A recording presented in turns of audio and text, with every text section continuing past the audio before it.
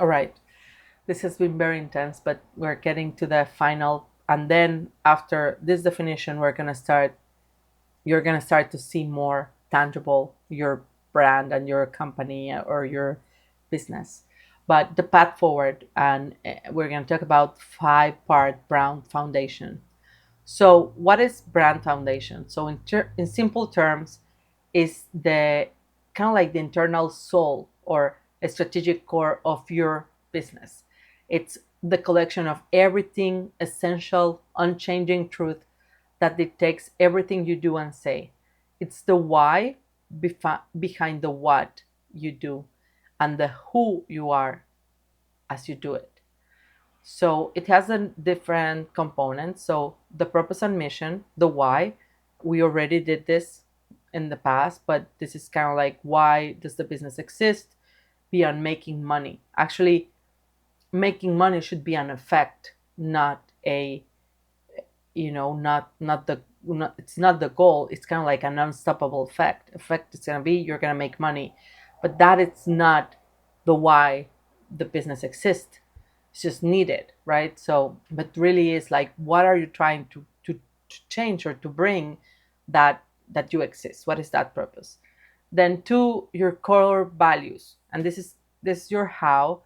But I remember, and I have it here, but I remember someone, like, again, many years ago, 15 years, in a training that he said, values are, they're non-negotiable. And it's not, when you have a values, like, so that it's very determinant. You cannot have everything because most likely it's like you would be some like a saint or something like that. There are some things that, it's even for me, I've always seen values as a very good way for decision making. If I know that, let's say, someone said, like, I will, like, one of the values is that we're gonna be speaking with the truth. So there's not even a little bit of a lie. Like, it's a black or white. And someone put the example, like, it's not that you can steal a little.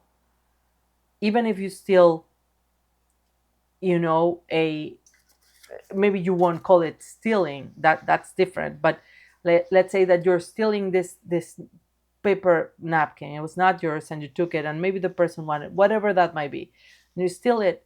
It's not that you, well, I stole a little because it wasn't that needed, or I stole a pen but they have a million pens, so it's not important. You steal, it's not a little, it's not a lot. Like, it's not changing based on your perception if it was needed or not needed, or extra, or they had a lot. Like, it's not that. It can be that it's not your value. Okay, that's, it's very individual. But it's very important to define values, because it's even going to help us in decision making. If we have a value of, I don't know, I have here authenticity. So really, even everyone we make business, how we respond to our customers, how we treat them, everything is going to be related to your values. Then we have your core strategy.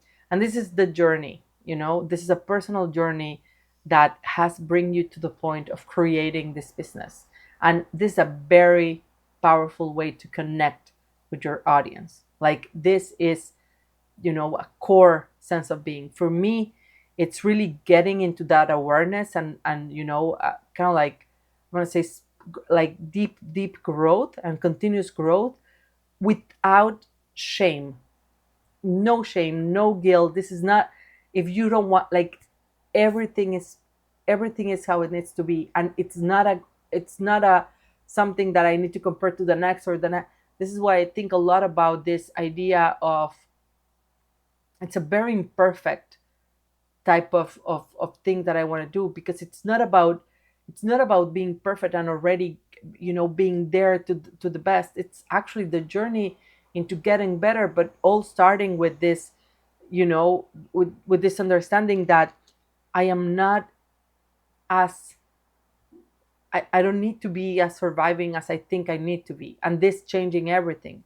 So it's that story on how I got there, like how much I have met. Like, this is gonna bring a lot, like, the people that it's gonna be connected to that.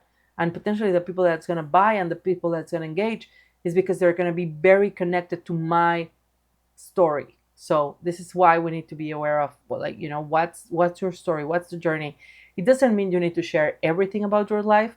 It's really up to you, whatever it's necessary or needed to your business. I've heard about people that, again, I'm going to go back to my cousin.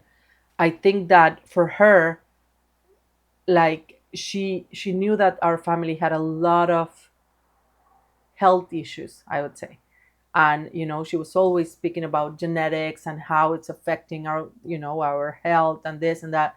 So she's trying to change it with food, like with food, with the quality, with natural stuff. Like I could for sure use some of her solutions, right? But like, this is really her driver. And if you see it, like, her entire life is about this, like how she introduced to her kids, and different things like that. So your journey is very important. Then you have your ideal person, and that's the who. Like, every day you're hoping to serve someone. And we have something in marketing that we call it buyer persona, and basically, or an ideal customer profile. Like, there are different ways to call them, and there are some of them that it's related to the company. There are some that are related to the different roles in the company. In a case, let's say for me, like, there are some that the parents take take of course, one of the biggest, like, it's one of my biggest persona, but also the kids. And because in the end, like, the parents could love it, and I think even, like, they're the ones that are going to buy it, but they can love it. But if the kid is not using it, potentially they're not going to come back. So I need to consider both, right? So, but you do have an additional person. You try to be as specific as you can, because you do want to imagine the pain and the dream. There is one saying that says the riches are in the niches. So the a lot of people is afraid to be niche because they think, okay, I'm gonna miss out. But I think at some point, like, it could bring some inauthenticity if you really have something you like. For me, for example, people need to be already open to some sort of spirituality, or at least grow, or maybe be in such a pain of staying the same that they need to try something else. If not, it's going to be very hard to convince that you would even look at concepts like spirituality for kids. If someone, and I cannot be distracted. It could actually be my ego if I'm distracted trying to convince those, versus supporting and get faster to the ones that are already there and want to be, want to connect with me. And then lastly, the brand personality. And this is kind of like the vibe, right? So if my brand was a person, how would I describe them? So is it witty? Is it nurturing? Is it wise? Is it, and this is going to determine the tone. The idea here is that even if I'm speaking about recurring revenue, someone that it's wise is going to speak completely different from someone that it's rebellious. They're got Maybe both are going to get to that same description. It's just going to be getting there in very different ways. So with that, we have this work. First, define your core values and sacred no's. You have your brand voice, and it's rooted in what you believe. Your values are your compass, and you can list 3 to 5 core values for this brand, right? Like, what do you want to do? I would actually keep it like on three. Like I said, I think going to trying to get to too many might be unrealistic, and then if it's unrealistic, might be unbelievable. The one thing, and not in a good way, unbelievable. Like, people might actually think, oh no, this is just bluff. Like, I don't think it's a brand that they care about anything. Actually, some of the most successful brands care about one thing, and typically I would say one thing externally and one thing internally. Like, the value that you're going to have for the people that work with you might be different to the value that you're trying to bring to the people outside. I remember this story from, I did a training with the person that created Chipotle, the founder of Chipotle, and he was saying that the brand value that they had was to bring healthy food in kind of like a fast food mode, right?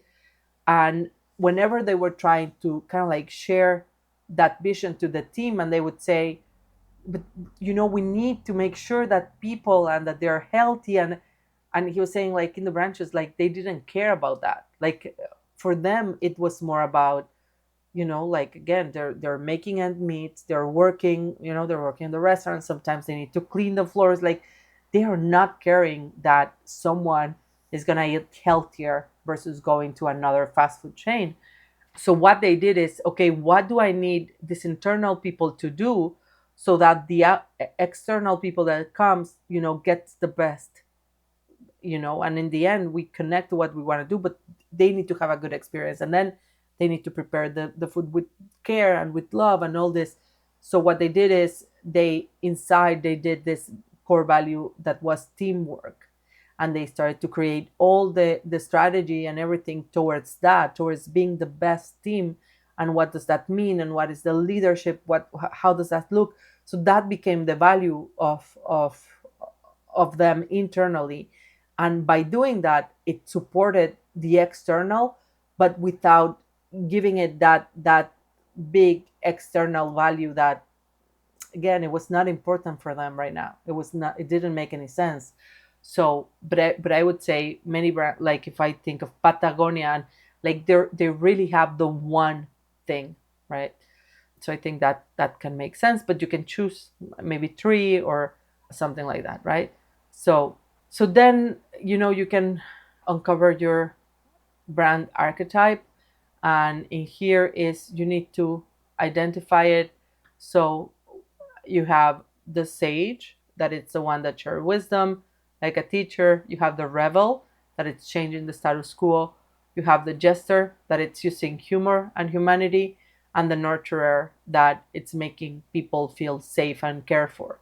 So probably, you know your brand is a mix, but there's one dominant. So we can do that. What is that personality that we want to have, right? So for example, here, this is the example that I was telling you, right? A rebel discusses recurring revenue very differently than a nurturer does. It's not that the nurturer cannot discuss recurring revenue, or the rebel. It's just that they're going to talk about it very differently if they are. So I would say this align a lot with you, because in the end you're the one that it's going to cascade that, and it's going to imbue it. So try to use your wisdom for it, like listen to the universe in that process, but then try to figure out what is it for you. Then how do you craft your core story? So again, people is not going to connect with concepts, they're going to connect with the stories and the emotions.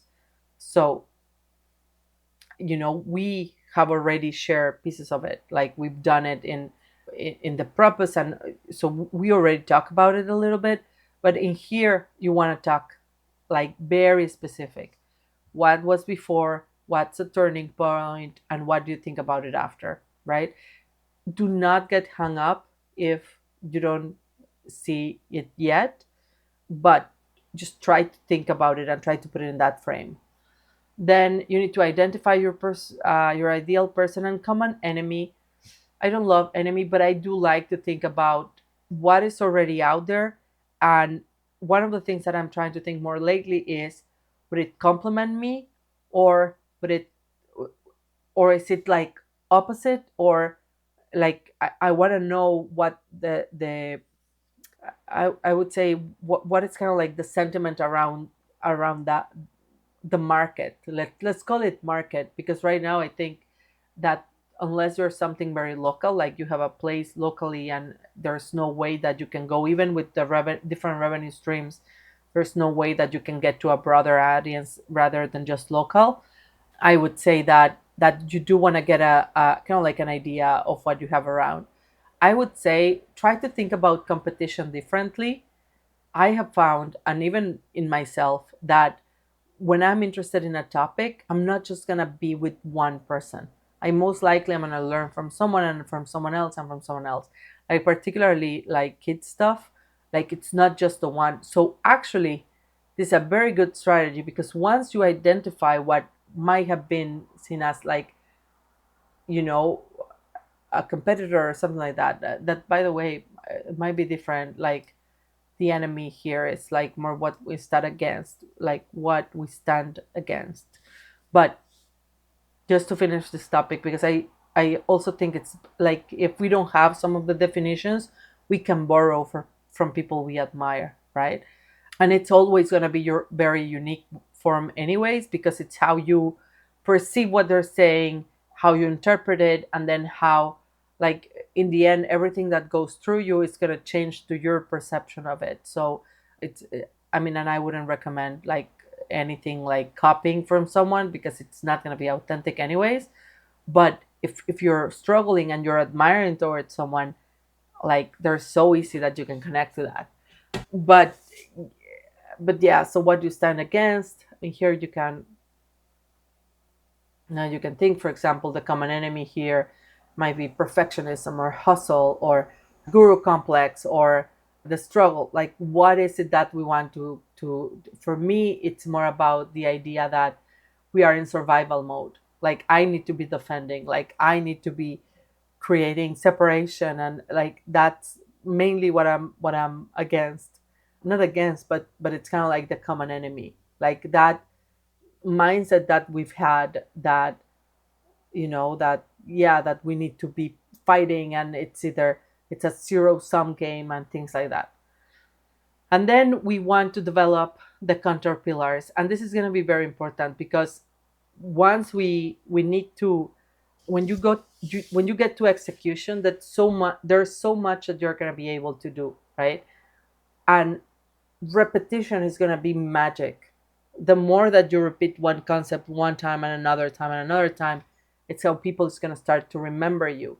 So when you have counter pillars, and it could be three topics or something, it's different ways that you can talk about different things. I mean, about the same thing, but different from different angles. But in the end, you're kind of like building towards that one pillar, right? So again, for me, like this unfiltered entrepreneur, like it's not about perfection, it's about action, because this is something that I'm building for myself. So bringing, I have this website as well, that it's called Good Business, and it's a software, meaning I want to bring together like business, like good business by good people.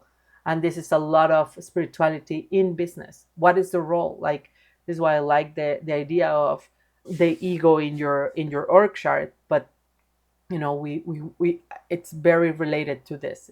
It's a as a content pillar, then action over perfection. And then we have the brand lexicon, so just a list of words or phrases that are that are there. So for me, I have already unfiltered business, the world of action, co-creators, sustenance, the opponent. So I already have some of them. And I have a tip here. So if for any reason you're struggling with anything, try to do a meditation of borrowing a perfected version of you. Like we are already there, like we are already everything that we are meant to be, and the most perfect version that we are already it already exists. It's just the ability to kind of like step into that version. So if you can for some reason now, it's okay, try to borrow it. Try, like, even doing this meditation and borrowing, and just asking out loud. Maybe you can go and walk in nature, and maybe you can write it down. Maybe you can, like, whatever you want to do, potentially connecting with someone, and that you're not doing anything from lack, but actually with joy, and just saying, please allow, like, I want to have clarity into what could that be, and just start to listen to those messages. I think it's a very good exercise. And then I think you can do it from what I've shared already, but I'm going to leave this here for a second. If you're part of the challenge, then you have access to this, so you can fill it out. But if not, then I can leave it here for a second, just for you to and you can pause and just take a screenshot. And even if you come back and then add to AI and ask to help you create this in a file or something might help you. But if not, like, just feel free to pause and then go ahead and fill this out so that we can go to the next step. See you soon. This is it for today. So I'll come back, I hope tomorrow, but yeah, with the next steps.